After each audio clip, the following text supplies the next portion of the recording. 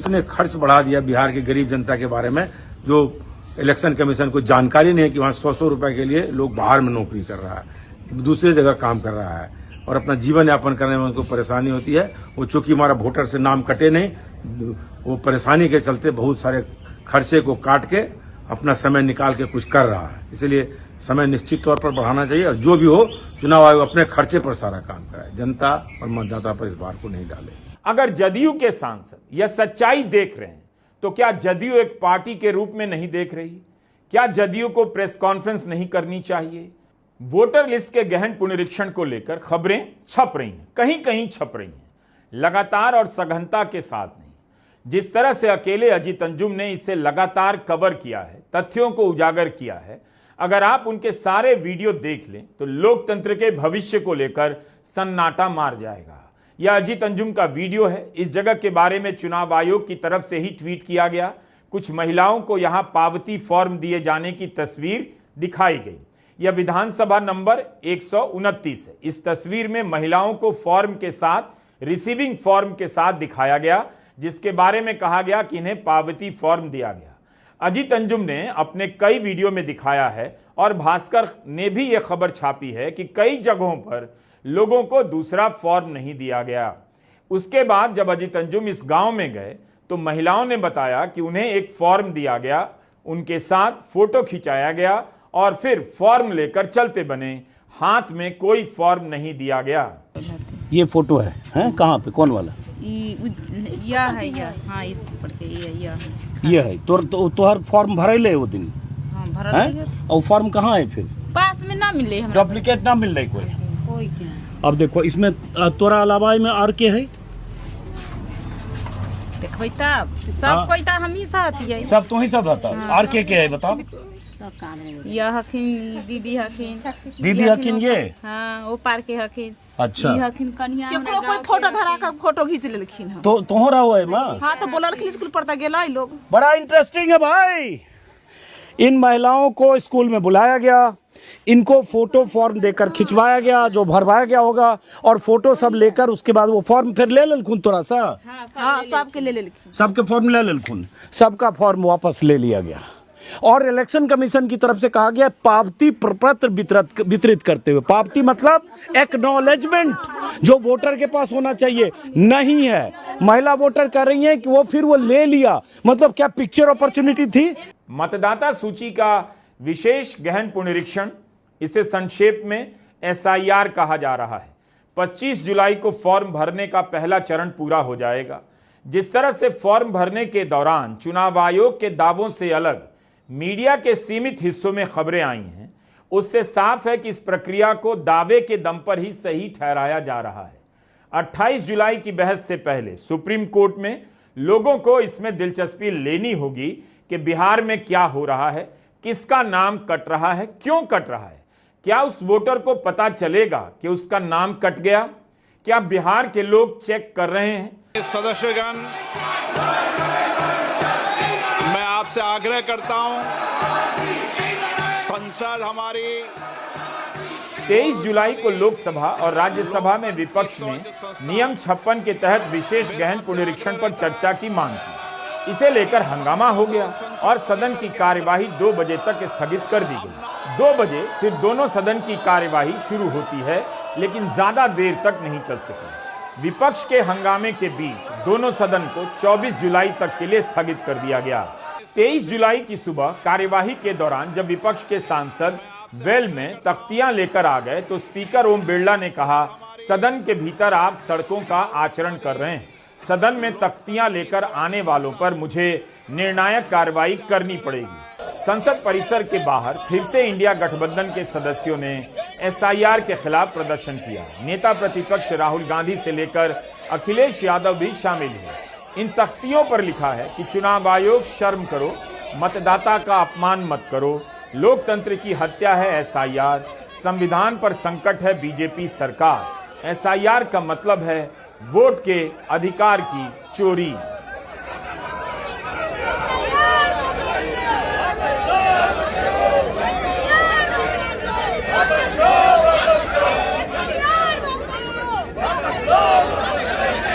सिर्फ 52 लाख की बात नहीं है, सिर्फ बिहार की बात नहीं है।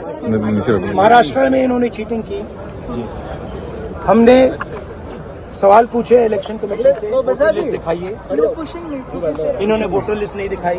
हमने एक कंस्टिट्यूएंसी चुनी, वहां पे हमने डीप डाइव किया, क्योंकि प्रॉब्लम क्या है, ये वोटर लिस्ट देते हैं पेपर में, और पेपर की जब वोटर लिस्ट आती है उसको एनालाइज किया नहीं जा सकता।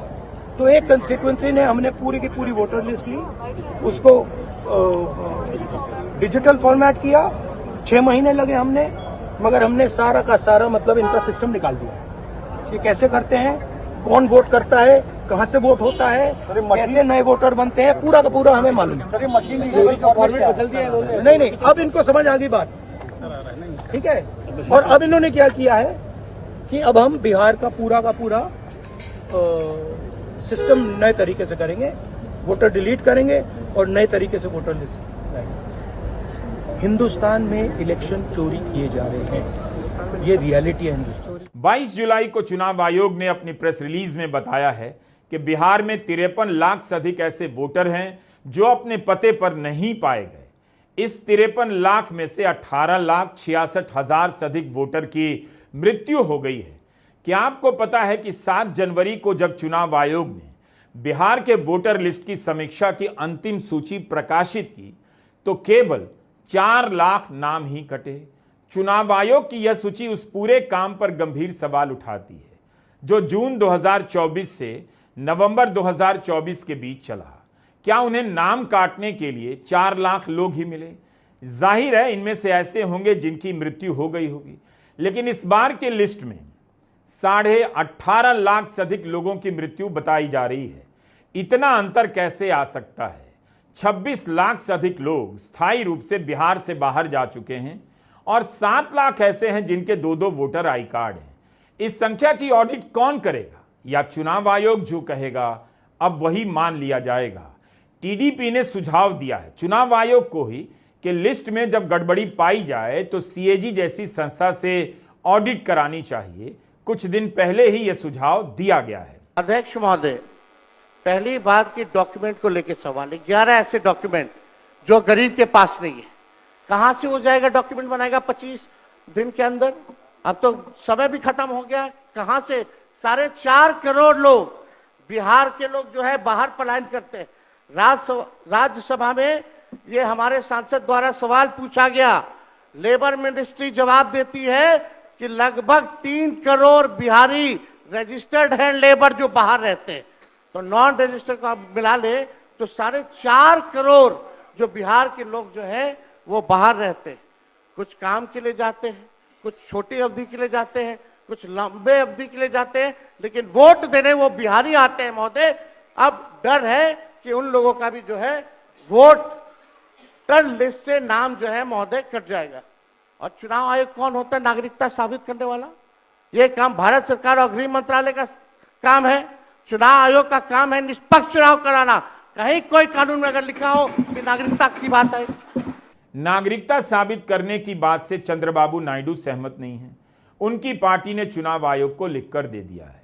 इंडियन एक्सप्रेस की दामिनी नाथ ने अपनी रिपोर्ट में बताया है कि जब झारखंड विधानसभा चुनाव के समय बांग्लादेशी घुसपैठिए का मामला उठा, आपको याद होगा बीजेपी के बड़े बड़े नेता जोर शोर से उठाया करते थे, तब चुनाव आयोग ने मतदाता सूची की समीक्षा नहीं की। क्यों नहीं की?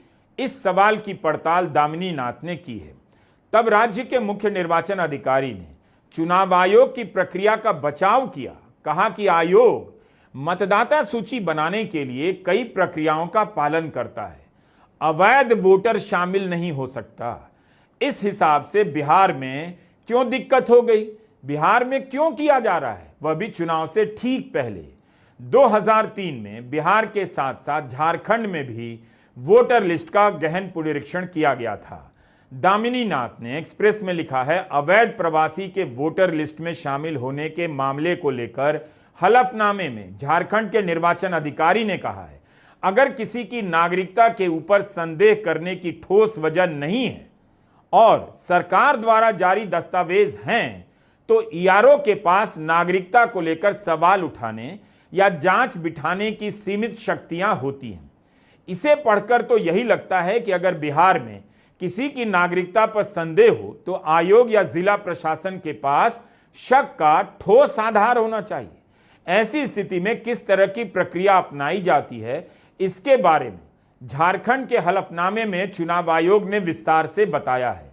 निर्वाचन पंजीकरण अधिकारी ईआरओ नागरिकता को लेकर फैसला नहीं कर सकता, साफ साफ लिखा है। फॉर्म 7 पर गृह मंत्रालय को फैसला करना होगा। अगर कोई वोटर नागरिक नहीं है तो इसे आयोग को साबित करना है कि कैसे नागरिक नहीं है। वोटर की जिम्मेदारी नहीं है कि वह अपनी नागरिकता साबित करे। अजीत अंजुम ने योगेंद्र यादव से सुप्रीम कोर्ट में दायर हलफनामे को लेकर विस्तार से बात की है। दस्तावेज के आंकड़ों पर योगेंद्र ने कठोर सवाल उठाए हैं। 24 जून का आदेश देते वक्त चुनाव आयोग के पास कोई आंकड़ा नहीं था, क्योंकि चुनाव आयोग ने चिट्ठियां ही बाद में लिखी। ये सब आपने जब शोर किया, हम लोगों ने शोर किया, उसके बाद चिट्ठियां लिखी हैं। मतलब उस दिन तक इनके पास कोई आंकड़ा नहीं था। यही हमारे मन में शक था कि बगैर आंकड़े के लिया गया फैसला है। दूसरा, आप जब आंकड़े देना शुरू करते हैं तो छोटे छोटे खेल है, जैसा कि आप अनुमान लगा ही सकते हैं। कह रहे हैं कि मैट्रिकुलेशन का सर्टिफिकेट जो है वो तो बिहार में कुल मिला के बताते हैं कितना, 2 करोड़ 86 लाख लोगों को मैट्रिक सर्टिफिकेट मिल चुका है। अब इनका डेट देखिए कहां से, 1980 से गिन रहे हैं।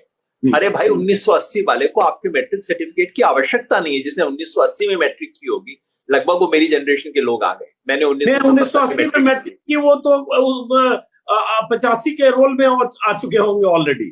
एग्जैक्ट, वो 2003 के रोल पे ऑलरेडी है। उनको दिक्कत क्या है? उनका क्यों हिसाब दे रहे हो भाई? और वो दे रहे हैं सन 2025 का। भैया, जिसने 2025-24 में मैट्रिक की है वो अभी वोटर बनने के लिए एलिजिबल नहीं है। बहुत इंपॉर्टेंट, सही पॉइंट पकड़ा।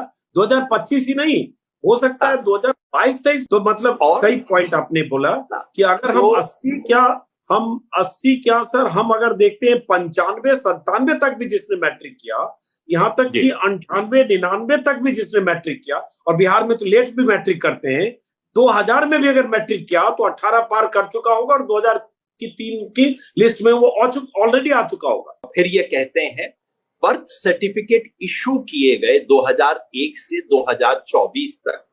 मेरा प्रश्न ये, जो बाद में ब्रैकेट में कहते हैं कि हुजूर, जिसको आपने 2024 में बर्थ सर्टिफिकेट इशू किया, वो व्यक्ति आपसे वोट मांगने के लिए आ रहा है। 18 महीने का बच्चा आपसे वोट लेने के लिए आ रहा है। मतलब क्या कर रहे हो आप ऐसी बातें करके? नीचे वो खुद ही लिख रहे हैं कि 2007 के से पहले वाले नॉट एलिजिबल है, एटसेट्रा।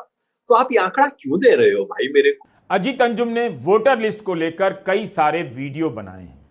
उन्होंने यह भी कहा है कि उनकी पूर्व इजाजत से कोई भी चाहे तो अपनी रिपोर्ट में उनके इन वीडियो का इस्तेमाल कर सकता है, मगर पूर्व इजाजत से। हम अपने डिस्क्रिप्शन में सभी वीडियो के लिंक दे देंगे। इन वीडियो को क्यों कम देखा गया, इस पर भी विचार कीजिए। आप सभी उनके वीडियो को देखिए और साझा कीजिए। जानिए भी, पता चलना चाहिए कि किस तरह से यह काम किया जा रहा है। अगर किसी को लगता है कि अजीत अंजुम का वीडियो रोका जा रहा है, तब उसकी जिम्मेदारी बनती है कि उनका वीडियो गांव-गांव में दिखाया जाए।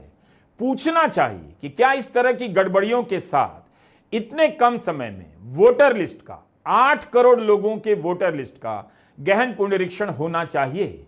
आप सभी वोटर हैं, यह काम पूरे देश में होगा। इससे आप अनजान नहीं रह सकते हैं। नमस्कार, मैं रवीश कुमार।